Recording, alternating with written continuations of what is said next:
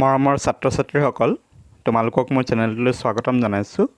আজিৰ এই ভিডিঅ'টিত শংকৰদেৱ শিশু নিকেতন ক্লাছ 4ৰ ইংৰাজী পাঠ্যপুথিৰ 2 নম্বৰ লেসন ট্ৰু ফ্ৰেণ্ডশ্বিপ সেই লেসনটিৰ মই এক্সাৰসাইজৰ কোৱেশ্চন আনসাৰবোৰ লৈ আহিছোঁ। আজিৰ এই ভিডিঅ'টিত মই তোমালোকৰ বাবে 3 নম্বৰ কোৱেশ্চনটোৰ পৰা আনসাৰবোৰ লৈ আহিছোঁ। বাকি 1 2 সেই প্ৰশ্নখিনিৰ উত্তৰ কৰা হৈছে। ভিডিঅ'ৰ লিংক ডেসক্ৰিপশন বক্সত আছে, তোমালোকে যিসকলে নাই চোৱা চাই ল'বা, আৰু যিসকল ছাত্ৰ ছাত্ৰী মোৰ চেনেলটোত প্ৰথম আহিছা তোমালোকে চেনেলটো সাবস্ক্ৰাইব কৰি ল'বা যাতে মোৰ ভিডিঅ'ৰ নটিফিকেশনবোৰ পাই থাকা।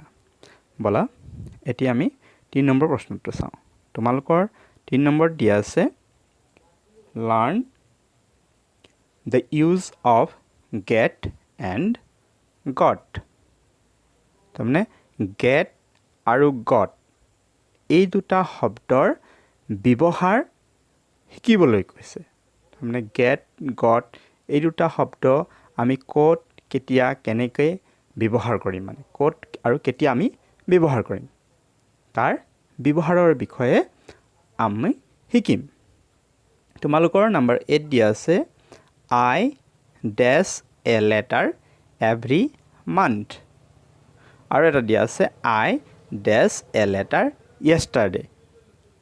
এতিয়া তোমালোকে ইয়াত শেষত যিটো প্ৰথম যিটো সেন্টেন্স আছে every month আছে লাষ্টত। every month মানে হৈছে প্ৰতি মাহ, প্ৰতি মাহে। আৰু yesterday মানে হৈছে কালি, অৰ্থাৎ যোৱা কালি যিটো। আৰু ইয়াত তোমালোকৰ যিটো get আৰু got এই তোমালোকে জানিব লাগিব যে get হৈছে তোমাৰ প্ৰেজেন্ট টেন্স আৰু got হৈছে past টেন্স, মানে past টেন্সৰ ৰূপ। get প্ৰেজেন্ট টেন্স মানে বৰ্তমান, আৰু got এটো past টেন্স মানে অতীতৰ ৰূপ হয়। সো প্ৰথম যেটো দিয়া আছে every month মানে যেহেতু লেটাৰখন চিঠিখন মই প্ৰতি মাহে পাওঁ, গতিকে এটো অতীত নহব, মানে গট নহব। গটটো যেতিয়া অতীতৰ কথা বুজাব, যেনে yesterday তাত গট হ'ব। যেন ইয়াত সো আনসাৰ তোমালোকে চাই লোৱা কি লিখিলো।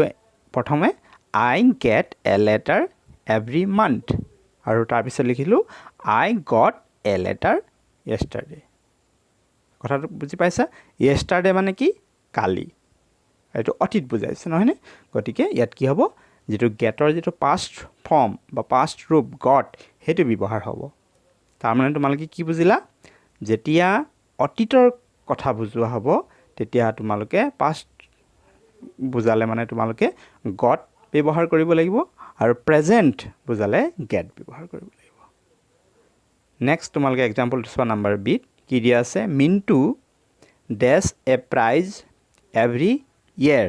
তাৰমানে মিন্টুৱে প্ৰতি বছৰে পুৰস্কাৰ পায় বা প্ৰাইজ পায় প্ৰতি বছৰে, every year। আৰু এটা চোৱা কি দিয়া আছে next he dash a prize last year। আৰু he মানে মিন্টুৰ কথা কৈছে, he যোৱা বছৰ, লাষ্ট ইয়াৰ মানে যোৱা বছৰ, he যোৱা বছৰ এটা প্ৰাইজ পাইছিল। এতিয়া তোমালোকে নিজে কোৱাচোন ক'ত কি বহিব, যেটো লাষ্ট ইয়াৰ আছে তাৰ মানে যোৱা বছৰ, এটো অতীত, গতিকে কি বহিব got বহিব। চোৱা he got a prize last year। আৰু এটো যেহেতু every year আছে তাৰ মানে প্ৰতি বছৰ, গতিকে এটো আমি প্ৰেজেন্ট টেন্সত ধৰো, এটো প্ৰেজেন্ট ইনডেফিনিটত ধৰা হয়, আৰু সেইকাৰণে ইয়াত হ'ব get। ইয়াত আমি যেহেতু মিনটো থাৰ্ড পাৰসন সিঙ্গুলাৰ নাম্বাৰ, সেই কাৰণে ইয়াত কি হ'ব get নবহি gets বহিব। ভাৰ্বৰ লগত s এটা যোগ দিব লাগিব। নেক্সট নম্বৰ সি তোমালোকে চোৱা his father dash pension last year। তেখেতৰ দেউতাকে যোৱা বছৰ পেনশন পাইছিল।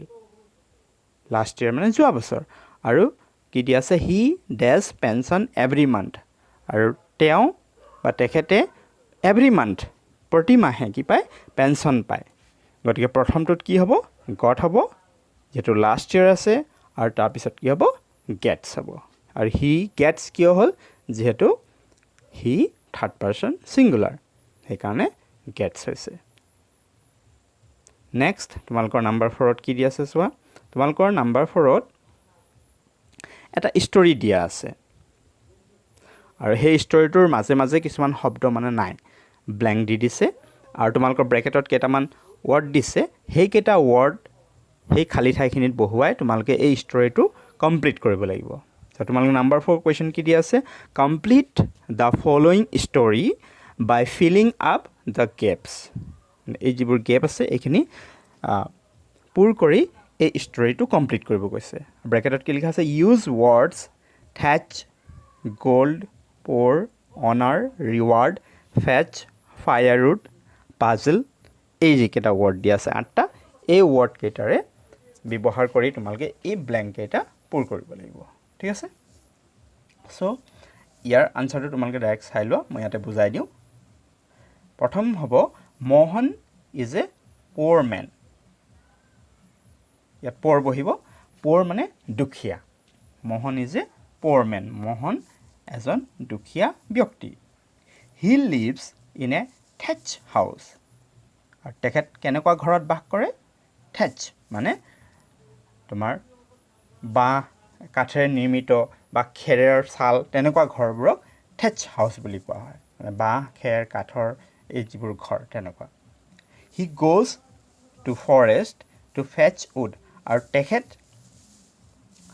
হাবিলৈ জংঘললৈ যায় কিহৰ কাৰণে খৰি আনিবৰ কাৰণে যায় হাবিৰ পৰা আৰু he used to sell firewood in the market আৰু তেখেতে হাবিৰ পৰা যিবোৰ খৰি লৈ আহে সেইবোৰ তেখেতে বজাৰত বিক্ৰী কৰে one day he got a piece of gold on the road আৰু এদিনাখন তেখেতে বাটত এটুকুৰা কি পালে সোণ এটুকুৰা পালে হি গট পাজলড তেখেত মানে দুধুৰ-মুধুৰ অৱস্থাত পৰিল যে এই সোণ টুকুৰা কি কৰিব তেখেতে তাৰপিছত কি কৰিলে তেখেতে জানানে he gave the piece of gold to its owner আৰু তেখেতে সেই সোণ টুকুৰাৰ গৰাকী যিগৰাকী পৰিছিল মানে ৰাস্তাত সেই গৰাকীজনক তেখেতে দিলে উভতাই দিলে মোহন গট ৰিৱাৰ্ড ফ্ৰম হিম আৰু সেই উভতাই দিয়াৰ কাৰণে তেখেতে কি পালে পুৰস্কাৰ পালে তাৰমানে সেই ব্যক্তিজনে যাৰ সেই সোণ টুকুৰা আছিল সেই ব্যক্তিজনে